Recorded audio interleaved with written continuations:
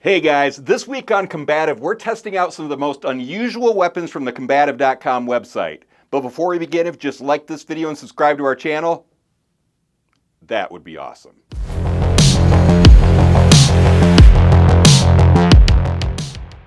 All right, so as usual, I had Amanda go back into the warehouse and grab some of the newest items for me to review. She's wrapped them up for me, so I don't know what they are. So without further ado, Amanda, what is the very first item?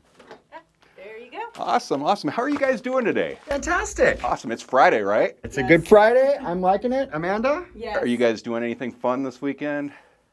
You mentioned going down to Mill Avenue. I might go down to Mill Avenue. I might go out and have a little fun, hear some music. Okay, I have a couple of volleyball games I have to go to, so that could be kind of fun. I'm seeing Keanu Reeves' band. Keanu Reeves' band, how fun is that? That's awesome. Oh, we have so much fun here in Phoenix. All right, let's go on to the very first item. Okay. Ooh, this one's cool. All right, and our very first item is the Twisted Blade Push Dagger. Awesome. And this is one that you guys are going to do on the Karate Mart channel this week, aren't you? Yes. Very cool. So we'll see who tests them out better, me or you guys. Awesome, awesome. Okay, so first off, we can tell that the sheath on this thing is made from a thermoplastic rubber. And then we also have this nylon belt strap right there, which is nice. So you could hang it from the side of your body if you wanted to. But you guys really don't care about that. You want to see the blade itself. So let's go ahead and take this knife out of its sheath. And look at that. That is awesome. It has that spiral type blade. And I know what you're asking yourself. Hey, Kyle, why the heck would I want a spiral type blade instead of just a standard knife blade? Excellent question, guys. I really appreciate that question. And the answer is because it looks cool. That's really all there is to it. Some of you knife enthusiasts out there might know of a knife called the Yag Commando. It's a very popular knife from years ago. And what it's known for is having this really interesting spiral type blade.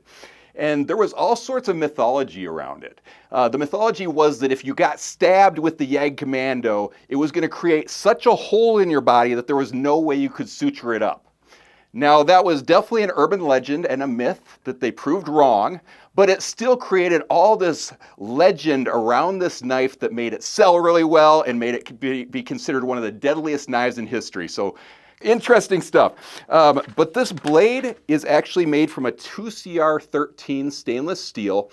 Now, if we were talking about a standard knife blade, I would say that 2CR13 stainless steel is probably not the best steel for a knife blade, but this is actually a cast steel that is put in this weird shape, and I think it's going to hold up really nicely even being a 2CR13 stainless steel because this is very thick, it's curved, the edges are really sharpened nicely. I mean, that's actually sharp, Ian. Pretty crazy. Oh. Yeah. Sharp.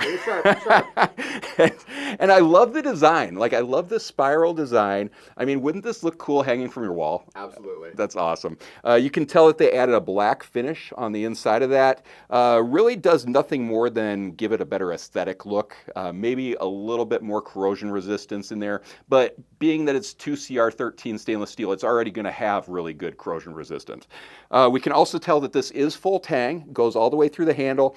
I think that the steel in this T-handle probably comes down to about here, but it's got this thermoplastic layer on here that is very comfortable in my hand. It's also slip resistant and it's shock absorbent. So if I'm going to strike with it, which we've got to test out because I want to see if this thing can actually do any damage, it's not going to hurt my hand with the shock. So let's just try stabbing right here, see what it does in comparison to like a standard. I wonder if I've got another push dagger over here. Do you see any, Amanda? Any other push daggers?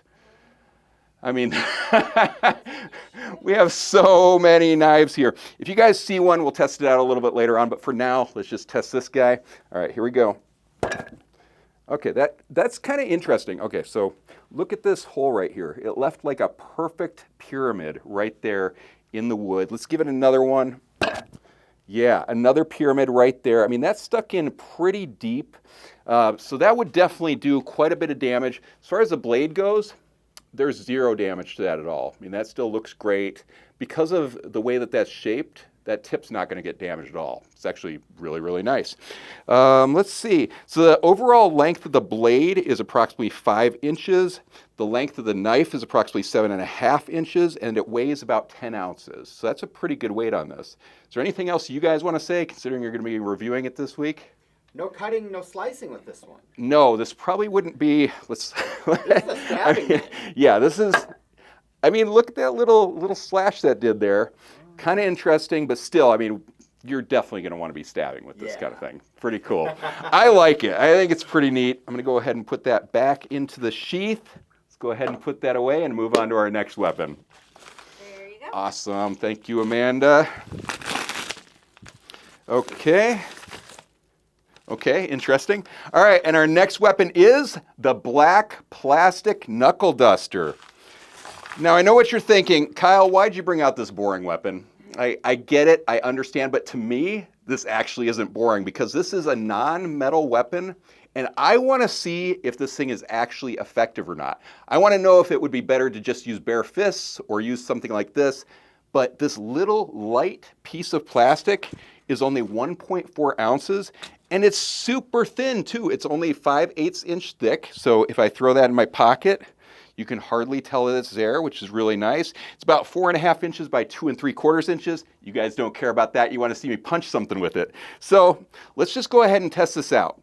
I can tell that the palm grip on this is pretty small. So I think I can actually use this as a fist-loaded weapon. So let's go ahead and test that first. So just as a standard fist-loaded weapon first, so just a strike. It definitely hit the Wing Chun dummy pretty hard. It did hurt my palm though doing that. So that wasn't great. I would probably use them like a standard knuckle duster with a swiping fashion. And let's go ahead and test that out really quick. Oh yeah, that didn't hurt at all. That actually felt pretty strong. So the thing is, if I'm actually gonna hit this Wing Chun dummy with my fist, it's hurting. But if I throw that knuckle duster in there, doesn't really hurt my fist at all. So that's pretty cool. Now the finger holes are approximately 1 1/4 inches in an oval diameter, and it's black color. So it's nice and stealthy. But really, is there anything else to say about something like this? No. Not really. Okay, I'm gonna go ahead and put that away. Let's move on to our next weapon. There All right, you go. Amanda, thank you, appreciate it. All right, let's see what this guy is. Oh, very cool, very cool. All right, our next weapon is the tactical slapjack. Awesome, awesome. So we carry a number of different slapjacks on Kombativ.com, and the majority of them are like the leather ones that have the lead weight in the center, so they get a whole lot of momentum targeted right on that striking point. So one thing that makes this slapjack different from the other slapjacks we carry is that it is made from a solid thermoplastic rubber, which gives it kind of this flexible feel to it, and then it gives it a nice big snap.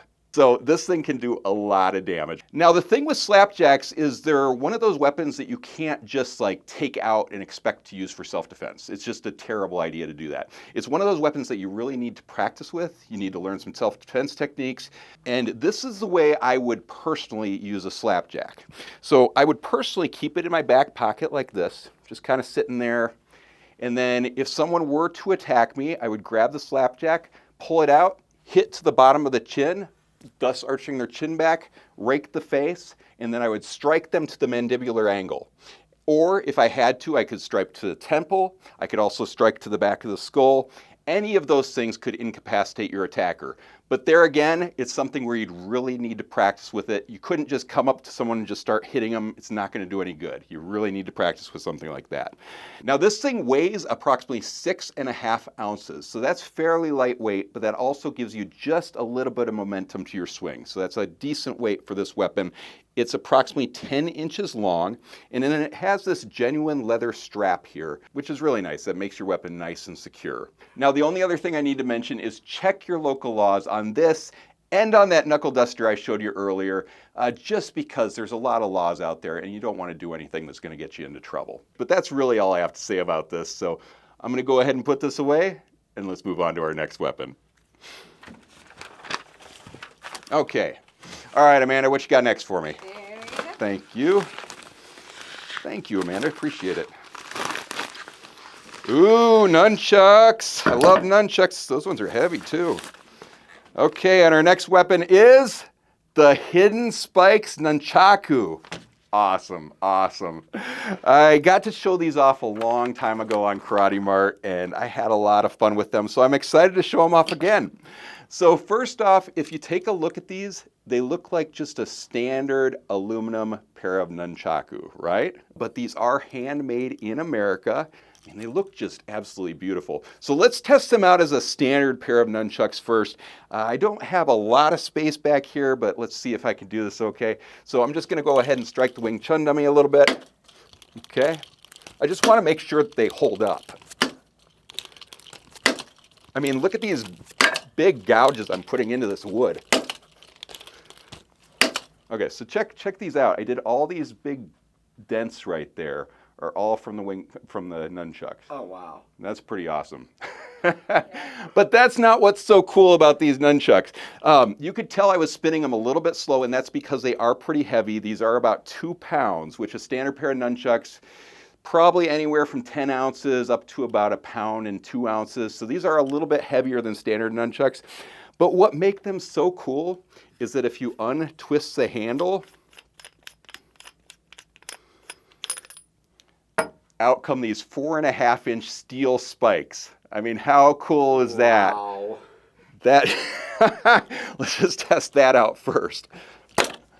I mean, look at that. That is pretty deadly there. So while that's hanging there, I'm just gonna go ahead and unscrew this other side. So one thing I just wanna state right off the bat on this guy is if you buy these things, don't ever use them with the spikes out. That's just dangerous. You could really hurt yourself bad because when you're striking with nunchucks, you strike and then a lot of the time they bounce back and that could just go right into you. So that's very, very dangerous. Always use them with the caps on. I don't want anyone getting hurt. These things will look great on a wall though. They're gonna really impress your friends. But because I am a trained martial artist, and I like to test out all of the weapons that we carry, I'm gonna test them out with the spikes on them. So let's go ahead and test that. I just wanna see what it will do to the Wing Chun dummy. So let's go ahead and test this out. Here we go. Ooh, did you see that? Go from the side, Ian. Look at it from over here. You'll see the sawdust come off of this thing.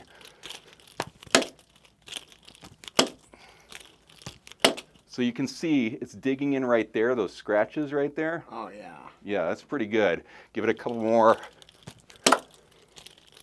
Do you see that wood come off? Yes. Now the handle length is approximately 12 inches and the overall weight is approximately 2 pounds. But that's about all I have to say about that. So this week, if you guys could just put in the comments which weapon you like best, that helps me to know what you want to see more of in the future. Make sure you like this video and subscribe to our channel. And check out Kombativ.com because we've got all sorts of awesome weapons on there right now. But until next week, stay combative. But not too combative. You don't want to get yourself put in the hospital.